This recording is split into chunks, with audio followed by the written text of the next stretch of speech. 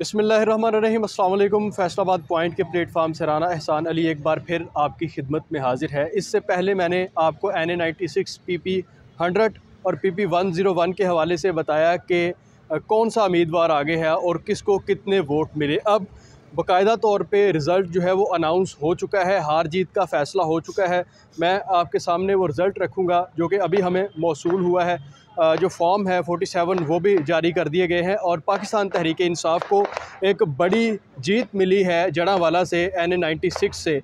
एक कौमी हल्का है और दो सूबाई हल्के हैं और ये तीनों हल्के जो हैं वो क्लियर हो चुके हैं। NA96 की बात करूँगा जहाँ पे राय हैदर अली थे नवाब शेर वसीर के मद्दे मुकाबल, जहाँ पर राय हैदर अली ने वोट हासिल किए हैं जी 1,34,485 और वो पहले नंबर पर रहे हैं। इनके मुकाबले में मलक नवाब शेर वसीर थे पाकिस्तान मुस्लिम लीग नून की तरफ से और उन्होंने वोट हासिल किए हैं 92,504, यानी कि राय हैदर अली ने ये जीत हासिल की है 41,981 वोटों से। इसके बाद PP 100 की बात करें तो उमैर वसी चौधरी जो हैं उन्होंने 48,298 वोट हासिल किए हैं और इसी तरह खान बहादुर जो हैं वो पाकिस्तान मुस्लिम लीग नून की तरफ से इलेक्शन कंटेस्ट कर रहे थे, शेर के निशान पे जो हार चुके हैं। इन्होंने 44,433 वोट हासिल किए हैं। इस तरह जो उमैर वसी हैं उन्होंने 3,865 वोट ज़ायद हासिल किए हैं, यानी कि इन वोटों से उमैर वसी जो हैं वो जीत चुके हैं। PP 101 की बात करें तो अकरम चौधरी ने